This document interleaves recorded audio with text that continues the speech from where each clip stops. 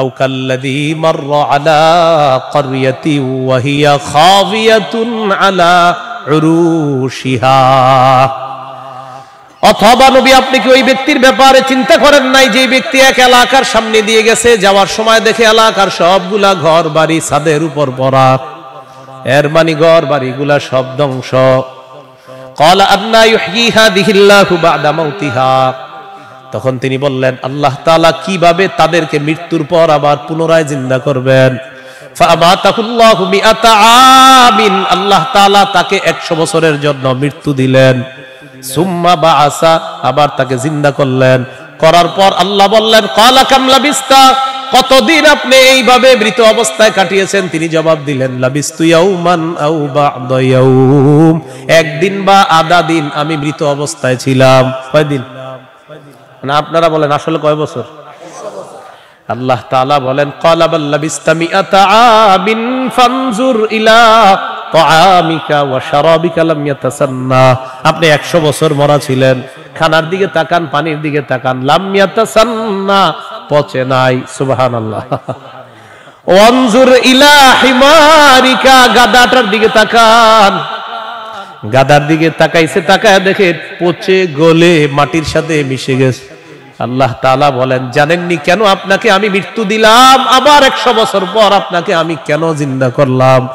ওয়ালিনাজআলাকা আয়াতাল লিন্নাস, আমি আপনাকে দুনিয়ার মানুষের সামনে নিদর্শন হিসাবে রেখে দিলাম যে দেখো আমি আল্লাহ মৃতকে জিন্দা করি, এর দৃষ্টান্ত দুনিয়াতেই দেখা দিলাম। কয় বছর মৃত্যু রাখছি, এরপরে আল্লাহ আবার উঠেছে। এবার আল্লাহ বললেন অনজুর ইলাল ইযামি কাইফা নুনশিজুহা, ওই যে আপনার গাদার অস্থিগুলা মাটির সাথে মিশে গেছে, দেখেন কিভাবে আমি উত্থিত করি। সুম্মা নাকসুহা লাহমা, এরপর দেখেন কিভাবে গোস্তের পোশাক হাড্ডিগুলার উপর পড়ায়া দেই। আল্লাহ গোস্তের পোশাক পরায়া প্রাণ সঞ্চার করে গাদা আবার জিন্দা করে। আল্লাহু ওয়া রাসূলুহু আহাব্বা ইলাইহি মিম্মা সিওয়াহুমা ওয়া আন ইউহিব্বাল মারআ লা ইউহিব্বুহু ইল্লা লিল্লাহ وأن يكره أن يعود في الكفر كما يكره أن يقذف في النار أو كما قال عليه الصلاة والسلام اللهم صل على محمد وعلى آل محمد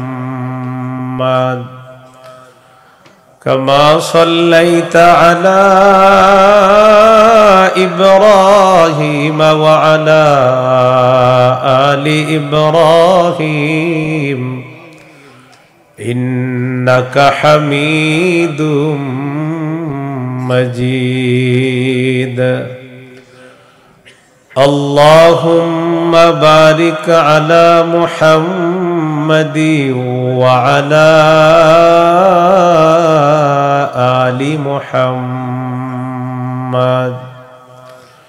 كما باركت على إبراهيم وعلى آل إبراهيم إنك حميد مجيد اللهم إني أعوذ بك من شر لساني ومن شر سمعي ومن شر بصري ومن شر مني। ভাই বক্সের আওয়াজ কমান, ভাই বক্সের আওয়াজ কমান, বক্সের আওয়াজ কমান। হ্যাঁ, জামিয়া মুহাম্মাদিয়া ইমদাদুল উলুম মাদ্রাসা গাজীপুর, রওজাতুস সালিহাত মহিলা মাদ্রাসা গাজীপুরের উদ্যোগে হাফেজ ছাত্রদের পাগড়ি প্রদান উপলক্ষে ষষ্ঠ বার্ষিক ইসলামী মহাসম্মেলনের গুরুত্বপূর্ণ আলোচনা পেশ করবেন আল্লামা মুফতি মিজানুর রহমান সাঈদ, প্রতিষ্ঠাতা পরিচালক শায়েখ Zakaria Islamic research centre, Dhaka. প্রধান পৃষ্ঠপোষক অত্র জামিয়া। আল্লামা মুফতি আজিম উদ্দিন দামাত বরকাতুহুমুল আলিয়া, শাইখুল হাদিস, জামিয়া নূরিয়া, কামরাঙ্গীরচর, ঢাকা। গুরুত্বপূর্ণ আলোচনা করবেন মাওলানা হাফিজুর রহমান সিদ্দিক, কুয়াকাটা। মুহতামিম জামিয়া তালিমিয়া মাদ্রাসা, আদর্শনগর, ঢাকা। মুফতি আব্দুল হালিম মুফাসসিরে কোরআন, খুলনা। মুফতি উবাইদুল্লাহ বিন সাঈদ ইমাম ও খতিব, 22 মাইল কেন্দ্রীয় জামে মসজিদ, কোনাবাড়ি, গাজীপুর। উপস্থিত হযরত উলামায়ে কেরাম, মুসলমান ভাইয়েরা, আল্লাহ তাআলার দরবারে শুকরিয়া আদায় করছি। ভাই আওয়াজ বাড়ায়েন না, এক তো বক্সের আওয়াজ কমানোর পরে মাইক বাড়াইছেন, আবার বাড়ায়েন না, কমান, আওয়াজ কমান, পরে বাড়ায়েন, আমার সময় যত পারেন কমান, আরো কমায় দিবেন। হ্যাঁ,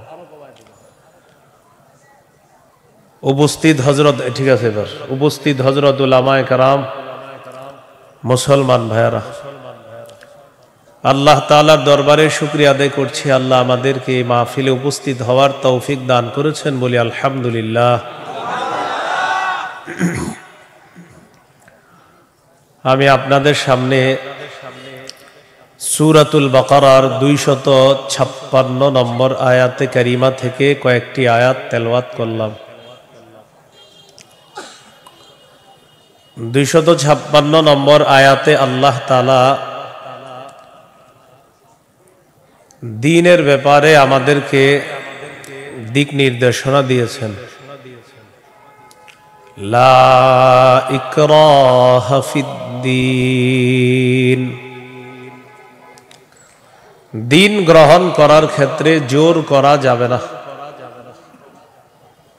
কাউকে দ্বীন গ্রহণ করার ক্ষেত্রে, ইসলাম গ্রহণ করার ক্ষেত্রে জোর করা যাবে না। তবে ইসলামের দাওয়াত দেওয়া যাবে, ইসলামের সৌন্দর্যতা তাদের সামনে পেশ করা যাবে। সূরা আলী ইমরানের 19 নম্বর আয়াতে আল্লাহ বলেন, ইন্নাদ-দীনা ইনদাল্লাহিল ইসলাম, নিশ্চয়ই দ্বীন আল্লাহর কাছে ইসলাম।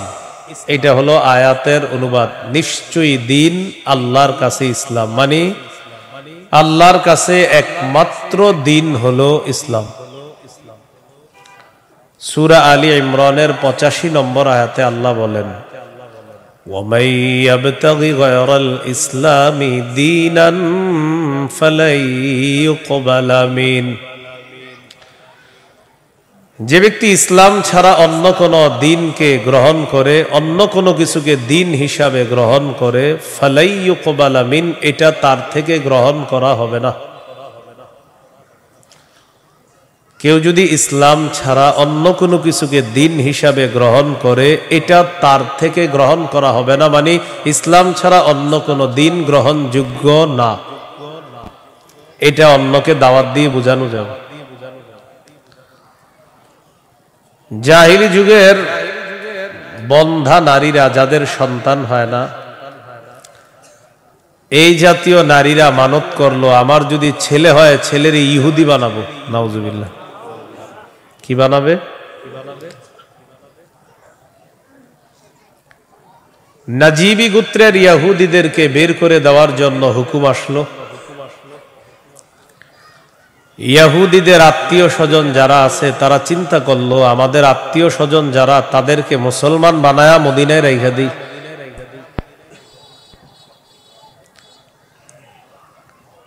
হুসাইন আল আনসার নামে নবীর একজন সাহাবী, তিনি রাসূল সাল্লাল্লাহু আলাইহি সাল্লামের কাছে গেলেন, গিয়ে বললেন, ইয়া রাসূলুল্লাহ,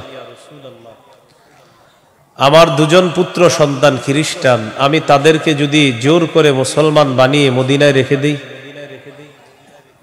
বাবা মুসলমান, সন্তান খ্রিস্টান। রাসূলুল্লাহ সাল্লাল্লাহু আলাইহি সাল্লামকে বললেন, আমি আমার দুই পুত্রকে যদি জোর করে মুসলমান বানিয়ে রেখে দেই,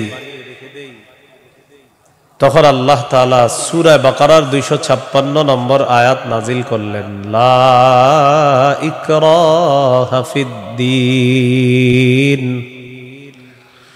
ইসলাম গ্রহণ করার ক্ষেত্রে জোর করা যাবে না। কদ তাবায়্যানার রুশদু মিনাল গাই, হেদায়েত স্পষ্ট হয়ে গিয়েছে গুমরাহি থেকে, পথভ্রষ্টতা থেকে। কোনটা হেদায়েত কোনটা গুমরাহি এটা মানুষের কাছে স্পষ্ট। এই কথা আল্লাহ কেন বললেন? হেদায়েত মানুষের সামনে এখন স্পষ্ট, এখন যদি মানুষ গ্রহণ না করে এটা তার হতভাগা হওয়ার লক্ষণ। যদি সে গ্রহণ করে এটা তার সৌভাগ্য, সে একজন সৌভাগ্যবান, সে সৌভাগ্যবান হওয়ার লক্ষণ হবে যদি হেদায়েত গ্রহণ করে। জোর করে বলা যাবে না তুমি মুসলমান হতেই হবে। فَمَن يَكْفُرْ بِالطَّاغُوتِ وَيُؤْمِن بِاللَّهِ فَقَدِ اسْتَمْسَكَ بِالْعُرْوَةِ الْوُثْقَى لَا انفِصَامَ لَهَا। হেদায়েত স্পষ্ট হয়ে যাওয়ার পরেও যারা তাগুতকে অস্বীকার করবে, আল্লাহকে যারা বিশ্বাস করবে, হেদায়েত আর গুমরাহি দুইটা স্পষ্ট হয়ে যাওয়ার পর যারা তাগুতকে অস্বীকার করবে তথা পথভ্রষ্টতাকে বর্জন করবে, ওয়ায়ুমিন বিল্লাহ, আর যারা আল্লাহকে বিশ্বাস করবে, ফাকাদ ইসতামসাকা বিল উরওয়াতিল উসকা, সে এমন এক মজবুত হাতলকে আঁকড়ে ধরলো, লান ফিসামা লাহা, যেই মজবুত হাতল কখনো ছুটে যাওয়ার সম্ভাবনা নাই। এমন এক মজবুত হাতল, যেই মজবুত হাতল তাকে জান্নাতে পৌঁছায় দিবে। এটা হলো তাওহীদ। বলেন এটা কি? তাওহীদ। তাগুত দ্বারা উদ্দেশ্য হলো যত সীমা লঙ্ঘনকারী আছে সবাই। আল্লাহ তাআলা বলেন, ফামান ইয়াকফুর বিত-তাগুতি ওয়া ইউমিন বিল্লাহ, যারা তাগুতকে অস্বীকার করবে আর আল্লাহকে বিশ্বাস করবে, ফাকাদ ইসতামসাকা বিল উরওয়াতিল উসকা লা ইনফিসামা লাহা, তারা এমন এক মজবুত হাতল আঁকড়ে ধরলো যেটা ছুটে যাওয়ার সম্ভাবনা নাই, বিচ্ছিন্ন হওয়ার সম্ভাবনা নাই। এই মজবুত হাতলের নাম হলো তাওহীদ, আল্লাহর একত্ববাদ স্বীকার করা। তাওহীদের মৌলিক 4টি শর্ত। প্রিয় ভাইরা, কয় শর্ত? 1 নম্বর, আল্লাহ ছাড়া কোনো ইলাহ নাই, এই বিশ্বাস নিয়ে মৃত্যুবরণ করা। 2 নম্বর, আল্লাহ ছাড়া কোনো ইলাহ নাই এই কথা মুখে বলবো, পাশাপাশি এই কথায় সামান্যতম সন্দেহ করা যাবে না। 3 নম্বর, আল্লাহ ছাড়া কোনো ইলাহ নাই মুখে বলার পাশাপাশি অন্তরে বিশ্বাস করা। 4 নম্বর, সবচাইতে বেশি আল্লাহকে ভালোবাসা। এই হলো তাওহীদের 4 শর্ত। তাওহীদের কয় শর্ত? 1 নম্বর, আল্লাহ ছাড়া কোনো ইলাহ নাই এই বিশ্বাস নিয়ে মৃত্যুবরণ করা। 2 নম্বর, আল্লাহ ছাড়া কোনো ইলাহ নাই এই কথায় সন্দেহ করা যাবে না। 3 নম্বর, আল্লাহ ছাড়া কোনো ইলাহ নাই এটা মুখে বলা, অন্তরে বিশ্বাস করা। 4 নম্বর, আল্লাহকে সবচেয়ে বেশি ভালোবাসা। এই হলো তাওহীদের 4 শর্ত। বাইরের মাইকের আওয়াজ আবার বাড়াইছেন, ঠিক না? ওইটা কমান, ওইটাও কমান। আপনি পরে বাড়ান, আমার বয়ানটা একটু কমান না, সমস্যা কি? বুঝে না কিছু, মানে আমি এটা আপনার জন্য ভালো, আরো বুঝে না। এর কথা হলো ফাটাইতে হবো, বুঝতে হবো আমার মাইক এরকম এরকম। আমি তো বলছি না খারাপ, আমি বলছি খারাপ? আমি তো ভালোই বলছি। আমি বয়ান করে আমি সামনে দাওয়াত দিয়ে না, এত মাইক লাগাইলে। আমি তো বারবার মাহফিলে বলি, মাইক কম হবে ওই মাহফিলে দাওয়াত অটোমেটিক পাবেন, বেশি মাহফিল মাইক হবে আর দাওয়াত পাবেন না, সোজা হিসাব। আমার বয়ানে মাইক কম থাকতে হবে, এটা আমি আলাদা বিষয়। মাইক যত কম হবে, যদি আবেদন করেন যে হুজুর মাইক 2টা, তো দেখবেন দাওয়াত আগে দিব আপনাকে। মাইক বেশি লাগাবেন, আমার পাবেন না, সোজা হিসাব। মাইক কমাইতে হবে আমার, আমার বয়ানে কারো যেন কোনো ক্ষতি না হয়, মাথায় রাখবেন। তাওহীদের 4টা শর্ত। এক নম্বর, আল্লাহ ছাড়া কোনো ইলাহ নাই এই বিশ্বাস নিয়ে মৃত্যুবরণ করা। দুই নম্বর, আল্লাহ ছাড়া কোনো ইলাহ নাই এই কথায় সামান্য সন্দেহ করা যাবে না। তিন নম্বর, আল্লাহ ছাড়া কোনো ইলাহ নাই এটা মুখেও বলা, অন্তরে বিশ্বাস করা। চার নাম্বার, আল্লাহকে সবচেয়ে বেশি ভালোবাসা। এক নাম্বার শর্ত, আল্লাহ ছাড়া ইলাহ নাই এই বিশ্বাস নিয়ে মৃত্যুবরণ করা। সহিহ বুখারীর 26 নম্বর হাদিস। এই হাদিসের বর্ণনাকারী উসমান রাদিয়াল্লাহু তাআলা আনহু, তিনি বলেন, عن عثمان رضي الله تعالى عنه قال قال رسول الله صلى الله عليه وسلم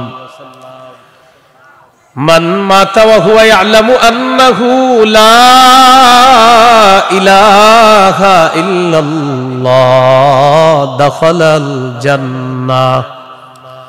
নবীজি বলেন, কেউ যদি এই বিশ্বাস নিয়ে মারা যায় আল্লাহ ছাড়া কোনো ইলাহ নাই, আমি নবী বলে দিলাম দাখালাল জান্নাহ, সে জান্নাতে প্রবেশ করবে। সহিহ বুখারীর বর্ণনা 1237 নম্বর হাদিস, 1237। জিবরিল আমিন নবীর কাছে আসছে, আসার পর বললেন, বাশির উম্মাতাকা আন্নাহু মান মাতা মিন উম্মাতিক লা ইউশরিকু বিল্লাহি শাইআ দাখালাল জান্নাহ। জিবরিল আমিন আসছে, আসার পর বলে, ইয়া রাসূলুল্লাহ, আপনার উম্মতের মধ্যে যারা শিরিক না করে মারা যাবে, আল্লাহ তাআলা আমাকে পাঠিয়েছে আপনাকে বলার জন্য, শিরিক করা ছাড়া যারা মারা যাবে আপনি ওই উম্মতকে জান্নাতে প্রবেশের সুসংবাদ জানায় দেন। বুঝে আসছেনি সবার? তাহলে এক নাম্বার, আল্লাহ ছাড়া কোনো ইলাহ নাই এই বিশ্বাস নিয়ে মৃত্যুবরণ করা। একদিন এক ফেরেশতা নবীজির কাছে আসছে। নবীজি সাল্লাল্লাহু আলাইহি সাল্লাম বলেন, আতানি আতিম মির রাব্বি ফাখায়্যারানি বাইনা আন ইউদখিলা নিসফা উম্মতি আল জান্নাহ ওয়া বাইনা আশ-শাফাআহ। নবী বলেন, একজন ফেরেশতা আমার কাছে আসছে, আসার পর আমাকে দুটি বিষয়ের স্বাধীনতা দিয়েছে যে কোনো একটা গ্রহণ করার জন্য।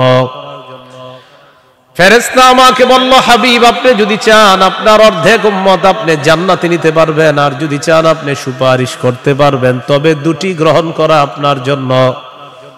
এই সুযোগ আপনি পাবেন না, যে কোনো একটি গ্রহণ করতে হবে। হয়তো অর্ধেক উম্মত জান্নাতে নিবেন, না হয় আপনি সুপারিশ গ্রহণ করবেন। আমাদের নবী বলেন, ইখতারতুশ শাফাআ, আমি সুপারিশ করাটাই আল্লাহর থেকে গ্রহণ করে নিলাম। বলেন তবে, বলেন সবাই বলেন তবে। এই সুপারিশ শুধু তারাই পাবে যারা শিরিক করবে না। নবীজি বলেন, ওয়াহিয়া লিমান লা ইউশরিকু বিল্লাহি শাইআ, আমার সুপারিশ শুধু তারাই পাবে যারা আল্লাহর সাথে শিরিক করবে না, তারাই শুধু আমার সুপারিশ পাবে, অন্যরা কিন্তু আমার সুপারিশ পাবে না।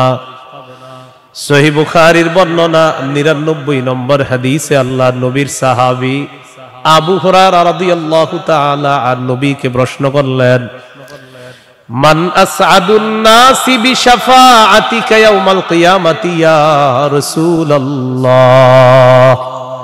হুজুর, কিয়ামতের ময়দানে আপনার সুপারিশের মাধ্যমে কোন ব্যক্তি সবচেয়ে সৌভাগ্যবান হবে আমাকে একটু বলেন। নবীজি বললেন, আবু হুরায়রা, আমি জানতাম তোমার আগে এই প্রশ্ন আমাকে কেউ করবে না। লিমা রাআইতু মিন হিরসিকা আলাল ইলম, ইলমের প্রতি তোমার যে আগ্রহ, বিদ্যার প্রতি তোমার যে আগ্রহ, আমি জানতাম তোমার আগে এই প্রশ্ন আমাকে কেউ করবে না, তুমি যে প্রশ্নটা করছো। তো যেহেতু তুমি প্রশ্নটা করেই ফেলছো, উত্তরটা নাও। আসাদুন নাসি বিশাফাআতি ইয়াউমাল কিয়ামাতি মান ক্বালা লা ইলাহা ইল্লাল্লাহ খালিসাম মিন কিবালি নাফসি। কোন ব্যক্তি যদি দিল থেকে বলে লা ইলাহা ইল্লাল্লাহ আর এই বিশ্বাস নিয়ে যদি মারা যায়, কিয়ামতের ময়দানে আমার সুপারিশের মাধ্যমে এই ব্যক্তি সবচাইতে সৌভাগ্যবান বান্দা হয়ে যাবে। কি শিখলাম বলেন? লা ইলাহা ইল্লাল্লাহ। তিরমিজির বর্ণনা 3592 নম্বর হাদিস।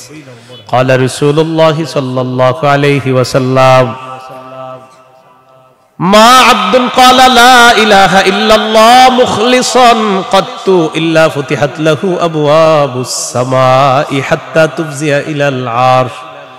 নবীজি বলেন, কোন বান্দা যদি একবার ইখলাসের সাথে লা ইলাহা ইল্লাল্লাহ পাঠ করে, আল্লাহর আসমানের সবগুলা দরজা খুলে দেওয়া হয়, তার লা ইলাহা ইল্লাল্লাহ যেন আরশ পর্যন্ত পৌঁছে যায়।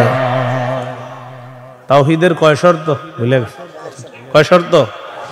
1 নম্বর, আল্লাহ ছাড়া ইলাহ নাই, এই বিশ্বাস নিয়ে মরতে হবে।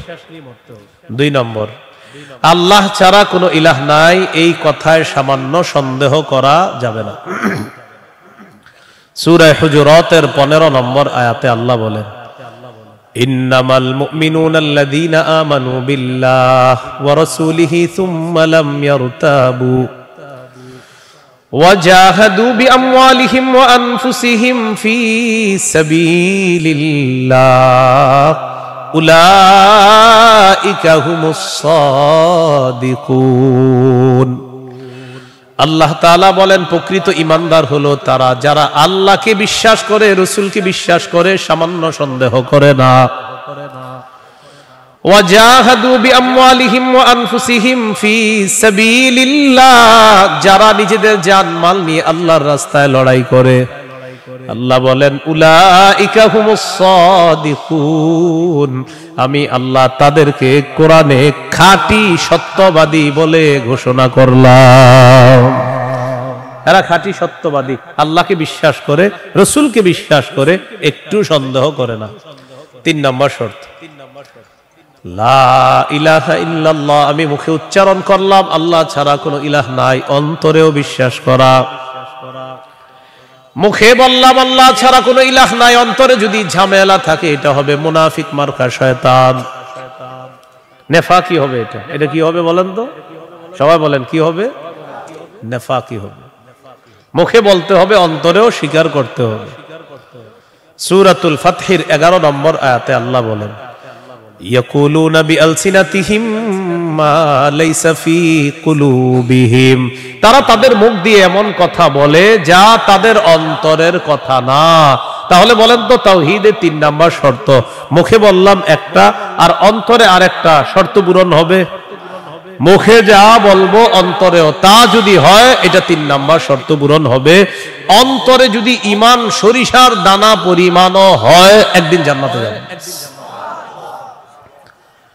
সহিহ বুখারীর 44 নম্বর হাদিস, قال رسول الله صلى الله عليه وسلم يخرج من النار من قال لا إله إلا الله وفي قلبه وزن شعيرة من خير وفي قلبه وزن برة من خير وفي قلبه وزن ذرة من خير।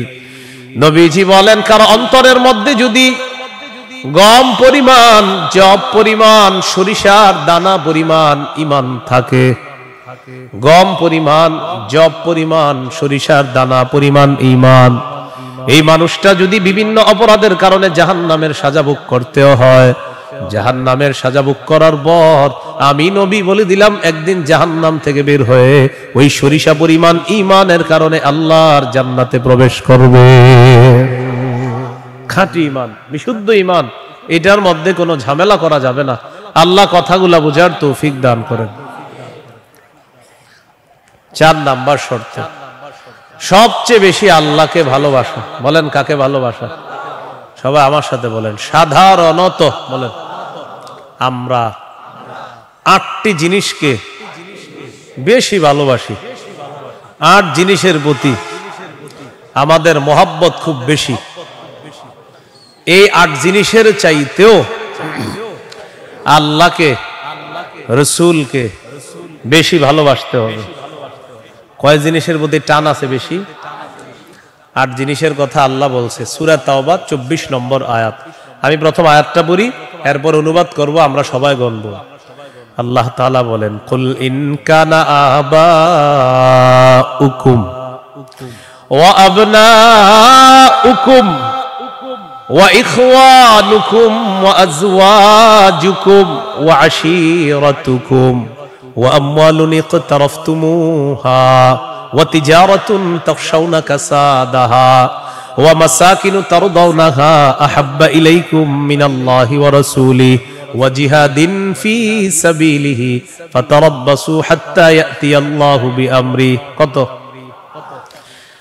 আল্লাহ তাআলা বলেন, ইন কানা আবাউকুম, যদি তোমাদের মা বাবা, ওয়া আবনাউকুম, যদি তোমাদের সন্তান, ওয়া ইখওয়ানুকুম, যদি তোমাদের ভাই বোন, ওয়া আজওয়াজুকুম, যদি তোমাদের বিবি, ওয়া আশীরাতুকুম, যদি তোমাদের পরিবার আত্মীয় স্বজন, ওয়া আমওয়ালুন ইখতারাফতুমুহা, যদি তোমাদের উপার্জিত সম্পদ, ওয়া তিজারাতুন তাখশাউনা কাসাদাহা, তোমাদের ব্যবসা, যেই ব্যবসায় লস হওয়ার টেনশনে থাকো, ওয়া মাসাকিনু তারদাউনাহা, যে বাসস্থান তোমরা অনেক ভালোবাসো, আহাব্বা ইলাইকুম মিনাল্লাহ ওয়া রাসূলিহি ওয়া জিহাদিন ফি সাবিলি।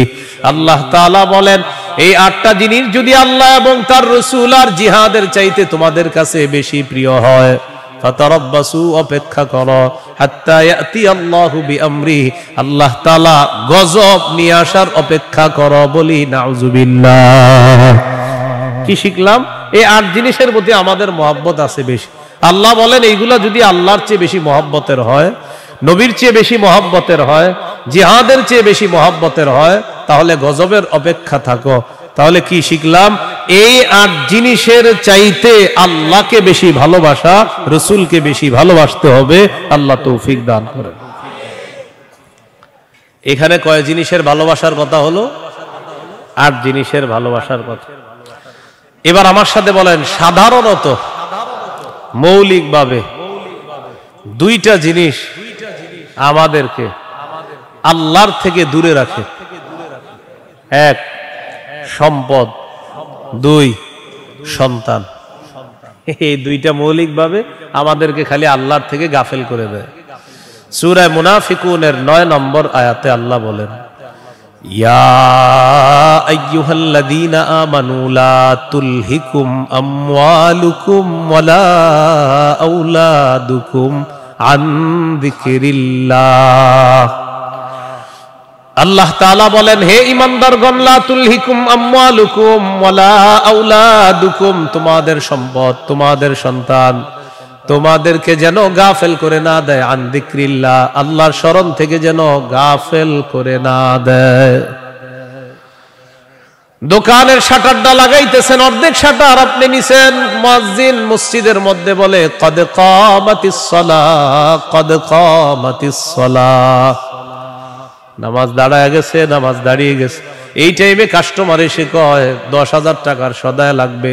টেনশনে পড়ে গেলেন, নামাজ 10,000, নামাজ 10,000, নামাজ 10,000, পুরাই টেনশনে আছেন। আল্লাহ তাআলা বলেন, সম্পদ যেন তোমাদেরকে আল্লাহর থেকে দূরে সরায় না দেয়। নামাজ দাঁড়িয়ে গেছে, আপনি শাটারও লাগাইতেছেন নামাজে যাওয়ার জন্য। আল্লাহ তাআলা বলেন, এই শোনো, সম্পদ যেন আল্লাহর থেকে দূরে সরায় না দেয়। কাস্টমার কয় 10,000, মুয়াজ্জিন কয় কদ কামাতিস সালাহ। টেনশনে পড়ে গেছেন, কি করুন? সূরা তাহার 132 নম্বর আয়াতে আল্লাহ বলেন, লা নাসআলুকা রিজকা নাহনু নারযুকুকা, নবী আপনার কাছে আমি রিজিক চাই না, আমি আপনারে রিজিক দেই। পরিবারকে নামাজের কথা বলেন, নিজে নামাজ পড়েন। নামাজের পর আল্লাহ তাআলা রিজিকের কথা কেন বললেন? কারণ রিজিকের টেনশনে মানুষ নামাজ থেকে দূরে থাকে। আল্লাহ বলেন, বান্দা তুমি নামাজে যাও, আমি তোমার থেকে রিজিক চাই না, আমি আল্লাহ তোমাকে রিজিক দিয়ে দেই। সম্পদ আল্লাহর থেকে দূরে রাখে। আর হলো সন্তান, সারাদিন কান্নাকাটি করে না। যেই জোহর নামাজে রওনা করবেন, ওই টাইমে কয় আমি চিপস খাবো। সারাদিন কানবে না। যখন নামাজে যাবেন, তখন এক দুনিয়ার যত কিছু আছে সব খাইতে মন চায়। ইবলিস এসে খোঁচায়, কয়টা কয়টা কয়টা।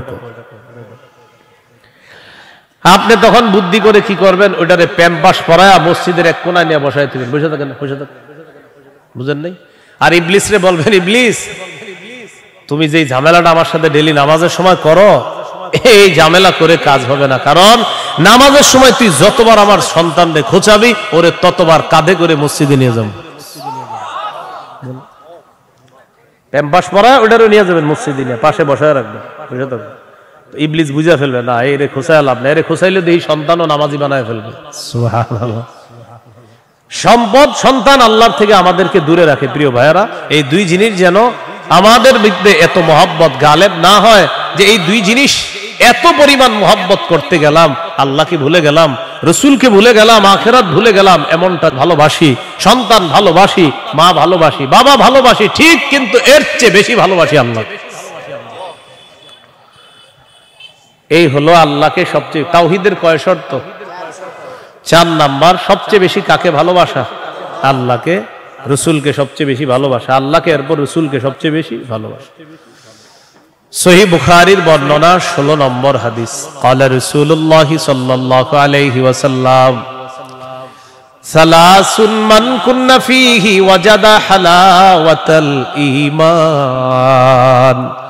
নবীজি বলেন 3টা বৈশিষ্ট্য যদি কারো মধ্যে থাকে, সে অন্তরের মধ্যে ঈমানের স্বাদ আস্বাদন করতে পারবে। 1 নাম্বার, ইয়াকুনাল্লাহু ওয়া রাসূলুহু আহাব্বা ইলাইহি মিম্মা সিওয়াহুমা। আল্লাহ, আল্লাহ রসুল ছাড়া যত কিছু আছে সবকিছুর চাইতে আল্লাহ আর তার নবীকে বেশি ভালোবাসা। 2 নাম্বার, ওয়া আইয়ুহিব্বাল মারআ লা ইউহিব্বুহু ইল্লা লিল্লাহ। কোন মুসলমানকে শুধুমাত্র আল্লাহর জন্য ভালোবাসা।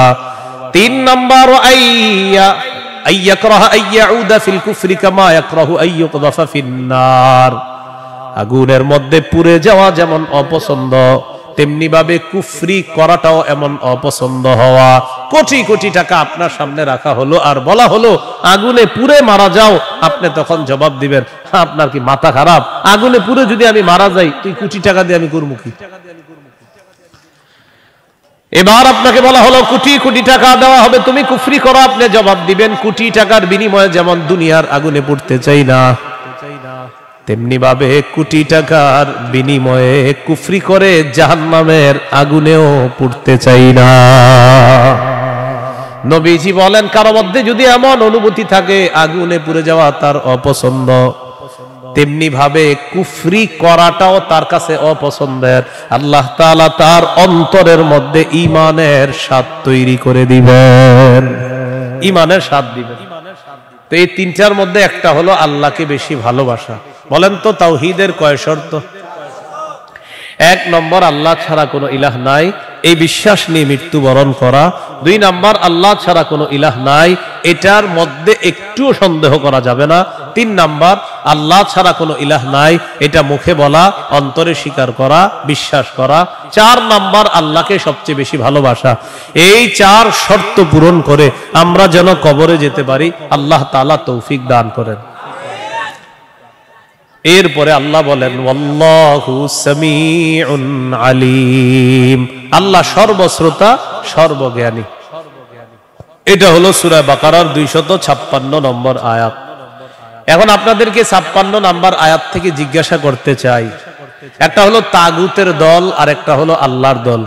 দুনিয়াতে মৌলিকভাবে মানুষের দল 2টা, একটা হলো হিজবুল্লাহ আল্লাহর দল, আর একটা হিজবুশ শয়তান শয়তানের দল। এই 2 দল মৌলিকভাবে মানুষের মধ্যে সূরা মুজাদালায় 2 দলের কথা আছে। তো এই 2 দলের মধ্যে আমরা কার দলে থাকবো? আল্লাহর দলে না শয়তানের দলে? আল্লাহর দলে আমরা যারা থাকবো, আল্লাহ আমাদের অভিভাবক হয়ে যাবে। এই কথাটা আল্লাহ সূরা বাকারার 257 নম্বর আয়াতে বলতেছে। মন দিয়ে শুনেন কি বলে, আল্লাহু ওয়ালিয়ুল্লাযীনা আমানু, যারা ঈমানদার তাদের অভিভাবক আল্লাহ। সুবহানাল্লাহ। আপনারা মাঝে মাঝে এমনি দোয়া করতে পারেন না, আল্লাহ আপনি আমার অভিভাবক, আল্লাহ আপনি অভিভাবক। আল্লাহ সূরা বাকারা 257 নম্বর আয়াতে বলছেন আপনি আমার অভিভাবক। আল্লাহ আমি তো সমস্যায় আছি, আমারে সমাধান করে দেন। এইভাবে বলতে হবে, আল্লাহ আপনি বলছেন আপনি আমার অভিভাবক, আল্লাহ আপনি আমার সমস্যা সমাধান করে দেন। এইভাবে আল্লাহকে বলতে হবে। আল্লাহু ওয়ালিয়ুল্লাযীনা আমানু, আল্লাহ বলেন যারা ঈমানদার তাদের অভিভাবক হলেন আল্লাহ। ইউখরিজুহুম মিনাজ যুলুমাতি ইলান নূর, আল্লাহ তাআলা অভিভাবক ঈমানদারদেরকে অন্ধকার থেকে বের করে আলোর দিকে আল্লাহ তাআলা নিয়ে যায়। ওয়াল্লাযীনা কাফারু আউলিয়াউহুমুত তাগুত, আর যারা কাফের তাদের অভিভাবক হলো শয়তান। বলেন তো ঈমানদারের অভিভাবক কে? কাফেরের অভিভাবক কে? উলাইকা আসহাবুন নারি হুম ফিহা খালিদুন। আল্লাহ বলেন যারা তাগুতের অনুসারী তারা চিরস্থায়ীভাবে জাহান্নামে থাকবে। বলি নাউজুবিল্লাহ। তাগুত বলা হয় যত সীমা লঙ্ঘনকারী আছে, জালেম, সব তাগুত। এই তাগুত এটা পুরুষ হোক আর মহিলা হোক, এই তাগুত যারা এরা জালেম অথবা জালেমা, সব তাগুত। তবে কষ্টের বিষয় আর দুঃখের বিষয়, আমরা বারবার এক তাগুত ছেড়ে আরেক তাগুতকে ধরি। এক তাগুত ছেড়ে আরেক তাগুতকে কি করি? ধরি। কেন ধরি জানেন? বৃষ্টি থেকে বাঁচার জন্য ঝর্ণা নিচে আইসা দাঁড়ায় আর কি। কোথায় দাঁড়াই? বাঁচার জন্য কি থেকে কোথায় এসে দাঁড়াই? এক তাগুতকে ছেড়ে আরেক তাগুত ধরা, মানে বৃষ্টি থেকে বাঁচার জন্য ঝর্ণার নিচে এসে দাঁড়ায়। ভাই কি হয়েছে ঘটনা কি? ঝর্ণা নিচে কেন? আর বললেন না বাইরে বৃষ্টি, তো এনে কি? এই জন্য মনে রাখবেন, শত্রু এটা কখনো বন্ধু হবে না। এরে আপনি যতই মনে করেন বন্ধু, এই শত্রু সব সময় শত্রু। সূরা মাইদার 51 নম্বর আয়াতে আল্লাহ বলে দিয়েছেন, লা তাত্তাখিজুল ইয়াহুদা ওয়ান নাসারা আউলিয়া, ইহুদি খ্রিস্টানদেরকে অভিভাবক বানাও না। আরে তোমাদের অভিভাবক তো আমি আল্লাহ। ইহুদি খ্রিস্টানদেরকে কেন অভিভাবক বানাও? আফগানিস্তান আল্লাহরই অভিভাবক মানছে, আল্লাহ সফলতা দান করছে। কারা? বলে না কারা? 3 বছর আগে কেউ গনে না, এখন আফগানিস্তান কাউরে গনে না। 3 বছর আগে কেউ গনতে চায় নাই যে না এদের কি সমর্থন দেব। এখন আফগানিস্তান বলে কি টাইম নেই, টাইম নেই। আফগানিস্তানে বিরোধিতা যারা করছিল এরা এখন এর কাছে আসতে চায় যে প্রিয় আফগানিস্তান কেমন আছো? আফগানিস্তান কয় ভালো আছে কিন্তু টাইম নেই। সব ঠিক আছে তো টাইম নেই। কেন? আফগানিস্তান অভিভাবক বানাইছে আল্লাহকে, এমন ভাবে অভিভাবক বানাইছে চির শত্রুরা পালাতে বাধ্য হয়েছে।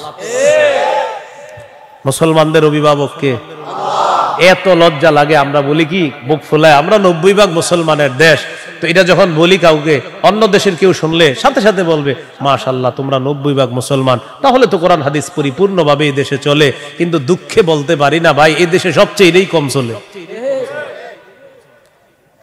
90% মুসলমানের দেশ, এটা শুনলেই মানুষ মনে করবে এই দেশ কোরআন অনুযায়ী চলে, হাদিস অনুযায়ী চলে। বলেন মুমিনের অভিভাবককে? কাফেরের অভিভাবককে? তাহলে আমাদের অভিভাবককে? কাফেরদের অভিভাবককে? কাফেররে কি বন্ধু বানাবো? এই জন্য কাফেরের অভিভাবক বানানো যাবে না। এদেরকে যতবার অভিভাবক বানাবেন এরা এক তাগুতকে সরাবে আর এক তাগুতকে বসাবে।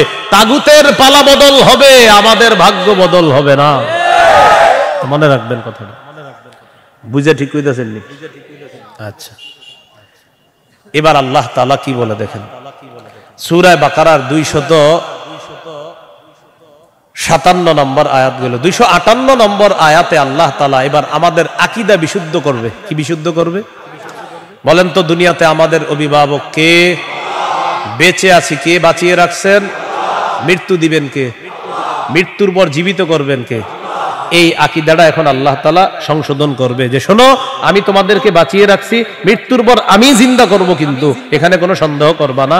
এই আকীদা 258, 259, 260 এই 3 আয়াতের মধ্যে আল্লাহ আমাদেরকে আকীদা দিয়ে দিবেন, দুনিয়াতে যেমন তোমাদেরকে রাখছি আমি, আখিরাতেও তোমাদেরকে আবার পুনরুত্থান করব, এই ক্ষমতাও আমি আল্লাহ। সূরা বাকারা 258, 259, 260 দেখেন কি বলে। ألم تر إلى الذي حاج إبراهيم في ربه أن آتاه الله الملك إذ قال إبراهيم ربي الذي يحيي ويميت قال أنا أحيي وأميت قال إبراهيم فإن الله يأتي بالشمس من المشرق فأت بها من المغرب فبهت الذي كفر والله لا يهدي القوم الظالمين। নবী আপনি কি দেখেন নাই ওই ব্যক্তির ব্যাপারে চিন্তা করেন নাই যে ব্যক্তি ইব্রাহিম নবীর সাথে তার রবের ব্যাপারে ঝগড়া করেছে, যেই রব তাকে রাজত্ব দান করেছে ওই রবের ব্যাপারে লোকটা ঝগড়া করেছে ইব্রাহিম নবীর সাথে। আল্লাহ তাআলা বলেন এই ব্যক্তি হলো বাবেল শহরের বাদশাহ নমরুদ। ইব্রাহিম নবীর সাথে ঝগড়া লাগছে, এই কারণে নমরুদকে আল্লাহ তাআলা রাজত্ব দান করছে। রাজত্ব পাওয়ার পর নমরুদ কয় আমি খোদা। ইব্রাহিম নবী বললেন আমার রব রব্বি আল্লাযী ইহয়ী ওয়া ইউমীত, আমার রব হলেন তিনি যিনি জীবন দেয়, যিনি মৃত্যু দান করেন। নমরুদ পাল্টা জবাব দিয়ে বলে ক্বালা আনা উহয়ী ওয়া উমীত, আমিও তো জীবন দেই আমিও তো মৃত্যু দেই। নাউজুবিল্লাহ। হ্যাঁ, ইব্রাহিম নবী বললেন রব তিনি যিনি জীবন দেয় মৃত্যু দেয়। নমরুদ কয় আমিও তো জীবন দিই মৃত্যু দিই। তো ইব্রাহিম নবী তাহলে কি করতে হবে? আমারও রব মানো, কারণ আমিও জীবন দিই মৃত্যু দিই। ইব্রাহিম নবী বললেন কিভাবে? জেলখানা থেকে দুইজন আসামি ধরে আনছে, একজনকে মেরে ফেলছে আর একজনকে ছেড়ে দিছে। মারার পর বলে এই যে দেখো আমি মৃত্যু দিলাম, ছেড়ে দেওয়ার পর বলে এই যে দেখো আমি জীবন দিলাম। নাউজুবিল্লাহ। কি ইন্টারন্যাশনাল পদ্ধতির জীবন মৃত্যু! হ্যাঁ, দুইজনকে ধরে আনছে, একটাকে হত্যা করছে আর একটাকে ছেড়ে দিছে। হত্যা করার পর বলে দেখো জীবন দিলাম, মৃত্যু দিলাম, জীবন দিলাম কিভাবে? আর একটাকে ছেড়ে দিছে, এইটা ছেড়ে দেওয়ার পর বলতেছে আমি তাকে জীবন দিলাম। আপনারা বলেন এটা কি জীবন মৃত্যু? ইব্রাহিম নবী চিন্তা করলেন এরে এমন এক কথা বলে আটকাইতে হবে যেই কথার পরে আর ঝগড়া করবে না। ক্বালা ইব্রাহিম ফাইন্নাল্লাহ ইয়াতি বিশ-শামসি মিনাল মাশরিকি ফাতি বিহা মিনাল মাগরিব। ইব্রাহিম নবী বললেন আমার রব আল্লাহ প্রতিদিন সূর্য পূর্ব দিক থেকে উঠায়, তুমি পশ্চিম দিক থেকে উঠায় দাও। তুমিও তো রব, তোমার দাবি অনুযায়ী। নাউজুবিল্লাহ। ফাবুহিতাল্লাযী কাফার, আল্লাহ তাআলা বলেন যে ঝগড়া করছে নমরুদ কাফের, ধরাশয়ী হয়ে গেল, ঝগড়ায় হেরে গেল।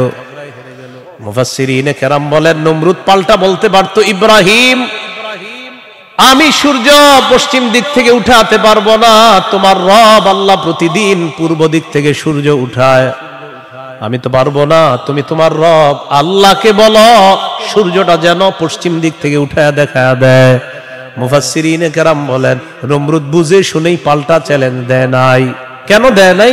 নমরুদ কিন্তু চ্যালেঞ্জ দিতে পারতো পাল্টা, ইব্রাহিম তুমি আমারে বললা আমি যেন সূর্য পশ্চিম দিক থেকে উঠাই, তোমার রব যেহেতু পূর্ব দিক থেকে উঠায়, তো পাল্টা প্রশ্ন করতে পারতো নমরুদ ইব্রাহিম আমি তো পারলাম না, তোমার রব আল্লাহকে বলো আল্লাহ যেন সূর্যটা পশ্চিম দিক থেকে উঠায় দেখায়। মুফাসসিরিনে কেরাম বলে নমরুদ এটা বুঝে শুনেই পাল্টা প্রশ্ন করে নাই, কারণ নমরুদ জানে এই প্রশ্ন করলে ইব্রাহিম চ্যালেঞ্জ গ্রহণ করবে, আল্লাহকে বলবে আল্লাহ সাথে সাথে সূর্য পশ্চিম দিক থেকে উঠায় দেখায়। আর এটা যদি করে ফেলে নমরুদের দল ছোট হয়ে যাবে, হালকা হয়ে যাবে। এই জন্য নমরুদ আর পাল্টা চ্যালেঞ্জ দেয় নাই। বলেন তো নমরুদকে রাজত্ব দিয়েছিল কে? দেওয়ার পর বলে আমি খোদা। কি বলে? আমি খোদা। এই জন্য প্রিয় ভাইয়েরা সামনের দিকে যাদেরকে আমরা শাসন ক্ষমতায় বসাবো, যাদেরকে আমরা দায়িত্ব দিব, বুঝে শুনে দায়িত্ব দিতে হবে। কি শুনে? বলেন আমার সাথে প্রতিদিন 2 রাকাত অতিরিক্ত নফল নামাজ পড়ব, পড়ার পর 3টা দোয়া করব। 1 নাম্বার আল্লাহ, বলেন আল্লাহ কিয়ামতের আগে বাংলাদেশে আর কোন নারী প্রধান চাই না। হ্যাঁ, কি প্রধান চাই না? সবাই জোরে বলেন কেন? আরো জোরে বলেন, আরো জোরে, আরো জোরে। ক্বালা রাসূলুল্লাহ সাল্লাল্লাহু আলাইহি ওয়াসাল্লাম লা ইউফলিহু কওমুন ওয়াল্লাউ আমরাহুম ইমরাআতান। নবীজি বলেন ওই জাতি কিছুতেই কখনোই সফল হবে না যেই জাতি তাদের নেতৃত্বে কোন নারীকে বসায় দেয়। আপনি বুঝেন আর না বুঝেন আমার নবীর কথা সঠিক। তো এই জন্য এই একটা বিষয় দোয়া করবেন। 2 নাম্বার দোয়া বলেন আল্লাহ মরার আগে বাংলাদেশে শরিয়া আইন দেখে যেতে চাই। কি আইন? দেয়ালে দেয়ালে লিখে দিবেন শরিয়া আইন চায় না তারা। বলেন কোন না কোন অপরাধে অপরাধী যারা, বলেন আমার সাথে, শরিয়া আইন চায় না তারা, কোন না কোন অপরাধে অপরাধী যারা। চোর শরিয়া আইন চাইবে না, হাত কাটা যাবে। ধর্ষক শরিয়া আইন চাইবে না, তাকে পাথর মেরে হত্যা করা হবে, তার উপর ইসলামের শাস্তি প্রয়োগ করা হবে। এই জন্য ধর্ষক চাইবে না, চোর চাইবে না। আমাদের দেশে যদি আসলে শরিয়া আইন চালু হয়, বিগত দিনের শুধু চুরির বিচার করতে করতে সুপ্রিম কোর্ট হাইকোর্টের বিচারপতিরা ক্লান্ত হয়ে যাবে। শুধু চুরির বিচার হইলে, কিসের বিচার? এটা 2 নাম্বার দোয়া করবেন। 3 নাম্বার দোয়া, বলেন আল্লাহ আমাদের দেশে এমন একজন শাসক দিয়ে দেন, যেই শাসক মৌলিক 4টি কাজ করবে। 1 নাম্বার নামাজ কায়েম করবে, 2 নাম্বার যাকাত প্রতিষ্ঠিত করবে, 3 নাম্বার সৎ কাজের আদেশ করবে, 4 নাম্বার অসৎ কাজের নিষেধ করবে। সবাই বলেন দলিল, বলেন দলিল। সূরা হজ 41 নম্বর আয়াত। কোন সূরা? কত নম্বর আয়াত? এই আয়াতে আল্লাহ বলেন আল্লাযীনা ইম্মাক্কান্নাহুম ফিল আরদি আকামুস সালাহ ওয়া আতাউয যাকাতা ওয়া আমারু বিল মারুফি ওয়া নাহাউ আনিল মুনকার। আল্লাহ তাআলা বলেন আমি যাদেরকে দুনিয়ার শাসন ক্ষমতায় বসাই, তাদের মৌলিক কাজ হবে 4টা। 1 নাম্বার আকামুস সালাহ, তারা রাষ্ট্রীয়ভাবে নামাজ কায়েম করতে হবে। রাষ্ট্রের প্রত্যেকটা নাগরিক যেন নামাজ পড়ে, এই দায়িত্ব পালন করতে হবে। 2 নাম্বার ওয়া আতাউয যাকাত, যাকাতের বিধান রাষ্ট্রীয়ভাবে চালু করতে হবে। আমাদের দেশে যদি রাষ্ট্রীয়ভাবে যাকাতের বিধান চালু হয়ে যায়, আর সব ধনীরা যদি 1 বছর যাকাত আদায় করে, কয় বছর? ওই বছর সুদ বলবে যাকাত তুমি ভালো থেকো, আমি সুদ বিদায় নেই। কয় বছর? 1 বছর যদি যাকাত যারা দেয়, এরা যদি দেয়, সুদ বলবে যাকাত তুমি থাকো, আমি চলে যাই, কারণ আমার আর থাকার জায়গা নাই। বলেন আমার সাথে, সুদে ফকির আরো ফকির হয়, যাকাতে ফকির আরো ধনী হয়। দলিল ইবনে মাজাহ 2279 নম্বর হাদিস।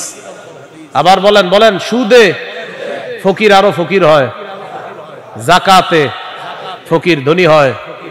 বলেন আমাদের এই রাষ্ট্র সুদ ভিত্তিক হওয়ার কারণে এখন আমরা সবাই মোটামুটি ভিক্ষুক, কারণ আমাদের প্রত্যেকের মাথা পিছু 1,07,000 টাকা ঋণ। তো আপনি কোথায় ধনী? সুদের শেষ পরিণতি ভিক্ষা। এটা আপনার যদি বুঝে না আসে, কিছু করার নাই। আমার নবীর কথা যেটা বলবে নবী, আজ হোক কাল হোক, সেটা ফলবেই, কোনো সন্দেহ নেই। তো আমরা দাবি করি 90% মুসলমান, এখানের অর্থ ব্যবস্থা সুদ ভিত্তিক। এজন্য আমরা স্লোগান পাল্টাবো, বলেন দারিদ্র বিমোচনে সুদ নয় যাকাত। বলেন তো দারিদ্র বিমোচনে কি? দারিদ্র বিমোচনে সুদ নয় যাকাত। এগুলা দেয়ালে লিখে দিবেন যে দারিদ্র বিমোচনে সুদ নয় যাকাত। লিখে দিবেন দারিদ্র বিমোচনে সুদ নয় যাকাত। লিখবেন সুদে ফকির আরো ফকির হয়, যাকাতে ফকির আরো ধনী হয়। নমরুদকে রাজত্ব দিছে আল্লাহ তাআলা, সে এখন বলে আমি খোদা। বলেন নাউজুবিল্লাহ। বলেন জীবন মৃত্যু কে দেয়? এটা হলো সূরা বাকারা 258 নম্বর আয়াত। 259 নম্বর আয়াতটা শোনার আগে আগে বুঝেন। এক ব্যক্তি এক এলাকার সামনে দিয়ে যাইতেছে, যাওয়ার সময় দেখে কি এলাকার সবগুলা ঘর বাড়ি ছাদের উপরে পড়ে রয়েছে, নিচে ছাদ উপরে ঘর বাড়ি। আপনাদের এলাকার ছাদ কি নিচে থাকে না বাড়ির উপরে থাকে? কয়েকজন কইছে, মানে অন্যদের ঘর বাড়ির ছাদ নিচে থাকে। ঘর বাড়ির ছাদ কই থাকে? এই এটা প্রথমে বললেন না কেন? মানে প্রথমে কয়েকজন কইছে কয়েক উপরে, মানে অন্যদের ছাদগুলা নিচে। আপনাদের ঘর বাড়ির ছাদ কই? তো এই কথাটা প্রথমে বললে সমস্যা ছিল কি? এক ব্যক্তি যাইতেছে এক এলাকার সামনে দিয়ে, যাওয়ার সময় দেখে ঘর বাড়ি সব ধ্বংস হয়ে পড়ে রয়েছে, নিচে হইলো ছাদ, উপরে ঘর বাড়ি। উনি এই বিষয়ে দেখা সাথে সাথে বললেন আল্লাহু আকবার, আল্লাহ কত মহান, এদেরকে ধ্বংস করলেন আল্লাহ, আবার আল্লাহ কিভাবে জিন্দা করবে, এটা ওনার সন্দেহ না, এটা ওনার কি না সন্দেহ না, এটা উনি বিস্ময় প্রকাশ করতেছে আল্লাহ কত মহান, আবার কিভাবে আল্লাহ জিন্দা করবে, এটা মুখ দিয়ে বলে ফেলছে। সাথে সাথে আল্লাহ তাকে মৃত্যু দিচ্ছে। 100 বছর মৃত অবস্থায় রাখছে। কয় বছর? 100 বছর মৃত অবস্থায় রাখছে। 100 বছর পর জিন্দা করছে। জিন্দা করার পর তাকে জিজ্ঞাসা করলেন, আপনি কয় বছর মৃত অবস্থায় ছিলেন? তো জবাব দিলেন, 1 দিন বা আধা দিন। আল্লাহ তাআলা বললেন, আপনি 100 বছর ছিলেন মরা। কয় বছর? ওই যে উনি বলছিলেন মরাকে আল্লাহ কিভাবে জিন্দা করবে, আল্লাহ দেখাই দিতেছে। আপনার খানা পানির দিকে তাকান তো তাকাইছে খানা পানির দিকে, তাকায় দেখে খানা পানি পচে নাই। সুবহানাল্লাহ। কয় বছর? এবার আপনার গাদার দিকে তাকান তো তাকাইছে গাদার দিকে, গাদাটার কি অবস্থা দেখে কি গাদা পচে গলে মরে মাটির সাথে মিশে গেছে। আল্লাহ তাআলা বুঝায়, এই জন্যই তো আমি আল্লাহ। সুবহানাল্লাহ। এবার আল্লাহ তাআলা বললেন, দেখেন গাদার অস্থিগুলা মাটির সাথে মিশে গেছে, আমি এগুলারে উঠাই। তো হাড্ডি উঠাইছে, উঠানোর পর এটার উপরে আল্লাহ গোস্তের প্রলেপ দিয়ে এটার মধ্যে প্রাণ সঞ্চার করে আবার গাদা জিন্দা করে দিচ্ছে। বলেন মৃতকে জিন্দা করে কে? এই কথাটাই আল্লাহ তাআলা বলেন, আও কাল্লাযী মাররা আলা ক্বরিয়াতি ওয়া হিয়া খাবিয়াতুন আলা উরুশিহা। অথবা নবী আপনি কি ওই ব্যক্তির ব্যাপারে চিন্তা করেন নাই যে ব্যক্তি এক এলাকার সামনে দিয়ে গেছে, যাওয়ার সময় দেখে এলাকার সবগুলা ঘর বাড়ি ছাদের উপর পড়া, এর মানে ঘর বাড়িগুলা সব ধ্বংস। ক্বালা আন্না ইউহয়ী হাযিহিল্লাহু বা'দা মাউতিহা। তখন তিনি বললেন, আল্লাহ তাআলা কিভাবে তাদেরকে মৃত্যুর পর আবার পুনরায় জিন্দা করবেন। ফাআমাতাহুল্লাহু মিআতা আমিন। আল্লাহ তাআলা তাকে 100 বছরের জন্য মৃত্যু দিলেন। সুম্মা বাআসা, আবার তাকে জিন্দা করলেন। করার পর আল্লাহ বললেন, ক্বালা কাম লাবিস্তা, কতদিন আপনি এইভাবে মৃত অবস্থায় কাটিয়েছেন? তিনি জবাব দিলেন, লাবিস্তু ইয়াওমান আও বা'দা ইয়াওম, একদিন বা আধা দিন আমি মৃত অবস্থায় ছিলাম। কয় দিন? না আপনারা বলেন আসলে কয় বছর? আল্লাহ তাআলা বলেন, ক্বালা বাল লাবিস্তা মিআতা আমিন ফানজুর ইলা তাআমিকা ওয়া শারাবিকা লাম ইয়াতাসান্না। আপনি 100 বছর মরা ছিলেন, খানার দিকে তাকান, পানির দিকে তাকান, লাম ইয়াতাসান্না, পচে নাই। সুবহানাল্লাহ। ওয়ানজুর ইলা হিমারিকা, গাদাটার দিকে তাকান, গাদার দিকে তাকাইছে, তাকায় দেখে পচে গলে মাটির সাথে মিশে গেছে। আল্লাহ তাআলা বলেন, জানেননি কেন আপনাকে আমি মৃত্যু দিলাম, আবার 100 বছর পর আপনাকে আমি কেন জিন্দা করলাম? ওয়ালিনাজআলাকা আয়াতাল লিন্নাস, আমি আপনাকে দুনিয়ার মানুষের সামনে নিদর্শন হিসাবে রেখে দিলাম যে দেখো আমি আল্লাহ মৃতকে জিন্দা করি, এর দৃষ্টান্ত দুনিয়াতেই দেখা দিলাম। কয় বছর মৃত্যু রাখছে, এরপরে আল্লাহ আবার উঠেছে। এবার আল্লাহ বললেন, অনজুর ইলাল ইযামি কাইফা নুনশিজুহা, ওই যে আপনার গাদার অস্থিগুলা মাটির সাথে মিশে গেছে, দেখেন কিভাবে আমি উত্থিত করি। সুম্মা নাকসুহা লাহমা, এরপর দেখেন কিভাবে গোস্তের পোশাক হাড্ডিগুলার উপর পড়ায়া দেই। আল্লাহ গোস্তের পোশাক পড়ায়া প্রাণ সঞ্চার করে গাদা আবার জিন্দা করে। এবার তিনি বললেন, মানে কে? ওই যে যিনি বলছিলেন 100 বছর আগে আল্লাহ কিভাবে জিন্দা করবে, তখন তিনি বললেন, ক্বালা আ'লামু আন্নাল্লাহা আলা কুল্লি শাইইন কাদির। আমি বুঝতে পারছি, আমি জানি আল্লাহ সবকিছুর উপর ক্ষমতাবান। বলেন সবকিছুর উপর ক্ষমতাবান কে? 100 বছর মৃত রাইখা আবার জিন্দা করার ক্ষমতা কার? এখন আমি কি আপনাদেরকে বলছি লোকটাকে? এই লোকটাকে বলছি? বলি নাই। এলাকা কোনটা এটাও বলছি? বলি নাই। কোরআনে এলাকার নামও আসে নাই, ওই ব্যক্তির নামও আসে নাই। তবে মুফাসসিরিনে কেরাম বলেন এই ব্যক্তি যে একজন নবী ছিলেন এতে সন্দেহ নাই। উনি একজন কি ছিলেন? নবী ছিলেন, এতে কোনো সন্দেহ নাই। এটা হলো মুফাসসিরিনে কেরামের বক্তব্য। মুআররিখিন যারা আছে, ঐতিহাসিকগণ, তারা বলেন আগে পরে গবেষণা করলে বোঝা যায় তিনি ছিলেন উযাইর আলাইহিস সালাম। কোন নবী? অথবা বলেন, অথবা আরমিয়া আলাইহিস সালাম, এটা একজন নবীর নাম। তাহলে ওই জনপদের সামনে দিয়ে যিনি গিয়েছেন তিনি একজন নবী ছিলেন, এই ব্যাপারটা স্পষ্ট। তবে তিনি কোন নবী ছিলেন, উযাইর নবী না আরমিয়া নবী, এই ব্যাপারে ঐতিহাসিকগণ বলেন তিনি হয়তো উযাইর নবী, না হয় আরমিয়া আলাইহিস সালাতু ওয়াস সালাম। এখন এলাকা এটা কোন এলাকা? ঐতিহাসিকগণ বলেন এলাকাটা বাইতুল মুকাদ্দাসের বুখতে নসর যে এলাকা দখল করেছিল, ওই বুখতে নসরের এলাকাটা ইতিহাস গবেষণা করলে বোঝা যায় ওই এলাকাটা আল্লাহ ধ্বংস করার পর তখন ওই নবী এলাকার সামনে দিয়ে গিয়েছিলেন। তাহলে এলাকার নাম সরাসরি কোরআনে নাই, এলাকার নাম সরাসরি হাদিসে নাই, নবীর নাম সরাসরি কোরআনে নাই, নবীর নাম সরাসরি হাদিসে নাই। মুফাসসির এবং ঐতিহাসিকগণ গবেষণা করে বলেন আগা গোড়া এটা গবেষণা করলে বোঝা যায় নবী ছিলেন হযরত উজাইর অথবা আরমিয়া, আর এলাকাটা ছিল বাইতুল মুকাদ্দাস। এই হলো সূরা বাকারার 259 নম্বর আয়াত।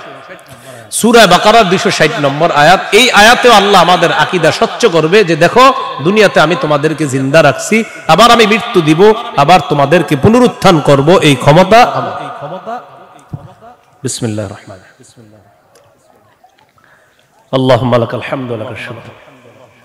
সূরা বাকারা 260 নম্বর আয়াত আল্লাহ বলেন وَإِذْ قَالَ إِبْرَاهِيمُ رَبِّ أَرِنِي كَيْفَ تُحْيِي الْمَوْتَى قَالَ أَوَلَمْ تُؤْمِنْ قَالَ بَلَى وَلَكِنْ لِيَطْمَئِنَّ قَلْبِي قَالَ فَخُذْ أَرْبَعَةً مِنَ الطَّيْرِ فَصُرْهُنَّ إِلَيْكَ ثُمَّ اجْعَلْ عَلَى كُلِّ جَبَلٍ مِنْهُنَّ جُزْءًا ثُمَّ ادْعُهُنَّ يَأْتِينَكَ سَعْيًا وَاعْلَمْ أَنَّ اللَّهَ عَزِيزٌ حَكِيمٌ।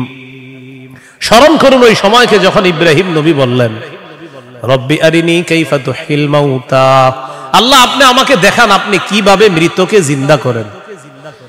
আল্লাহ তাআলা বললেন ক্বালা আওয়ালাম তুমিন, ইব্রাহিম আপনি কি বিশ্বাস করেন না? ইব্রাহিম নবী জবাব দিলেন ক্বালা বালা ওয়ালাকিন লিয়াতমাইন্না কলবি, আল্লাহ অবশ্যই বিশ্বাস করি, তবে আমার অন্তরের প্রশান্তির জন্য আমি জানতে চাই আল্লাহ আপনি কিভাবে মৃতকে জিন্দা করেন। ভাই 259 আর 260 নম্বর আয়াতে একটা বিষয় কিন্তু মনে রাখেন, আমি আবার বারবার বলতেছি কথাটা। 259 নম্বর আয়াতে ওই যে নবী বললেন আল্লাহ কিভাবে মৃতদেরকে জিন্দা করবেন, এটা কিন্তু নবীর সন্দেহ না। আবার বলছি এটা কি না? সন্দেহ না, বলেন বিস্ময়, কি উনি আশ্চর্য হচ্ছেন। আবার 260 নম্বর আয়াতে ইব্রাহিম নবী বলতেছে আল্লাহ আপনি আমারে দেখান কিভাবে মৃতকে জিন্দা করেন, এটাও ইব্রাহিম নবীর সন্দেহ না, বরং ইব্রাহিম নবী অন্তরকে শান্তি দিতে চায় আল্লাহ আপনি যে মৃতকে জিন্দা করেন এটা দেখলে আমার দিলে একটু ভালো লাগতো, শুধু এই কারণে আমি দেখতে চাই। তাহলে বিষয়টা কি সন্দেহ? নাউজুবিল্লাহ, কোন নবী সন্দেহ করতে পারে না। তো আল্লাহ তাআলা বললেন ক্বালা ফাকুজ আরবাতাম মিনাত তায়র, ইব্রাহিম আপনি 4টা পাখি ধরেন, ফাসুরহুন্না ইলাইকা, এই 4টি পাখি আপনি বসে আনেন, আপনার আয়ত্তে আনেন। আয়াতে আনার পর সুম্মা জাআলা আলা কুল্লি জাবালিম মিনহুন্না জুজআ, 4টা পাখিকে আপনি চূর্ণ বিচূর্ণ করে টুকরা টুকরা করে ফেলবেন। টুকরা টুকরা করার পর এই পাখিগুলার টুকরা টুকরা বিভিন্ন পাহাড়ের মধ্যে আপনি ছিটায় দিবেন। কোন পাখির টুকরাটা কোন পাহাড়ের মধ্যে আছে এটা আপনার জানা নাই। এবার আপনি তাদের নাম ধরে আপনি ডাকবেন। আল্লাহ তাআলা বলেন আমার হুকুমে যেই যেই পাখির টুকরাগুলা যেই পাহাড়ের মধ্যে আছে ওই টুকরাগুলা আমি আল্লাহ প্রত্যেক পাহাড় থেকে আলাদা আলাদা করে একত্রিত করে অবিকল ওই পাখির মধ্যে প্রাণ সঞ্চার করে দিব। পাখি আপনার সামনে উঠতে উঠতে উপস্থিত হয়ে যাবে। তো আল্লাহ বলেন ফাসুরহুন্না ইলাইকা, এটা আপনি বসে আনেন, আয়াতটা আনেন। সুম্মা জাআল আলা কুল্লি জাবালিম মিনহুন্না জুজআ, এগুলোরে টুকরা টুকরা করে আপনি পুরো সব একসাথে করে ফেলবেন। এখন বলেন তো 4 পাখি একসাথে টুকরা টুকরা করলে কোন পাখির টুকরা কোথায় আছে এটা কি বলা যাবে? ইব্রাহিম নবীকে বললেন আলাদা আলাদা পাহাড়ের মধ্যে রেখে দেন। রাখার পর এবার আপনি ডাক দিবেন। ডাক দেওয়ার পর দেখবেন ওই আলাদা টুকরাগুলা একত্রিত হয়ে যেই যেই পাখির টুকরা আমি আল্লাহর হুকুমে ওই পাখির শরীরে যাবে, আমি প্রাণ সঞ্চার করে দিব, পাখি আপনার সামনে উঠতে উঠতে উপস্থিত হয়ে যাবে। শেষে আল্লাহ বলেন ওয়ালাম, জেনে রাখেন আল্লাহ আজিজুন হাকিম, আল্লাহ মহাপরাক্রমশালী, আল্লাহ মহাপ্রজ্ঞাময়। 3টি বিষয়। 1 নাম্বার বলেন আল্লাহর কাছে মনোনীত ধর্মের নাম কি? ইসলাম। ইসলামের দাওয়াত অন্যের সামনে দেওয়া যাবে কিনা? যাবে। ইসলাম গ্রহণে কাউকে কি জোর করা যাবে? আচ্ছা। 2 নম্বর মৌলিকভাবে মানুষের দল কয়টা? 2টা। একটা কার দল? আল্লাহর দল। আর একটা কার দল? শয়তান। ইমানদারের অভিভাবক কে? কাফেরদের অভিভাবক কে? শয়তান। 3 নম্বর, আমাদেরকে দুনিয়াতে জীবিত রাখছে কে? মৃত্যু দিবে কে? মৃত্যুর পর আবার জিন্দা করবেন কে? এই 3টি বিষয় সূরা বাকারার 256 থেকে 260 নম্বর আয়াত পর্যন্ত আমরা জানলাম। আল্লাহ তাআলা আমাদের সকলকে আকীদা বিশুদ্ধ করে স্বচ্ছ করে আমরা যেন কি মরা। 2 নম্বর, আল্লাহ ছাড়া কোনো ইলাহ নাই, সন্দেহ করা যাবে না। 3 নম্বর, আল্লাহ ছাড়া কোনো ইলাহ নাই, এটা মুখে বলা, অন্তরে বিশ্বাস করা। 4 নম্বর, আল্লাহ ছাড়া কোনো ইলাহ নাই, এই কথা তখন প্রমাণ হবে যদি আমি সবচেয়ে বেশি আল্লাহকে ভালোবাসি। বলেন তো কয় জিনিসকে সাধারণত বেশি ভালোবাসি আমরা? 8 জিনিস। এই 8 জিনিস থেকেও কাকে বেশি ভালোবাসতে হবে? আল্লাহ। আল্লাহ তাআলা আমাদের সকলকে আজকের সূরা বাকারার 256 থেকে 60 নম্বর আয়াত পর্যন্ত মূল 3টি কথা ছিল। 1 নাম্বার, আল্লাহর কাছে মনোনীত ধর্ম ইসলাম, এটা গ্রহণ করতে হবে, বাকি গ্রহণ করার ক্ষেত্রে কাউকে জোর করা যাবে না। 2 নাম্বার, একটা শয়তানের দল, একটা আল্লাহর দল। আল্লাহর দলের অভিভাবক আল্লাহ, শয়তানের দলের অভিভাবক মানে যারা, তাদের অভিভাবক হলো শয়তান। তাগুত যারা ইহুদি খ্রিস্টান, তাদের অভিভাবক হলো শয়তান।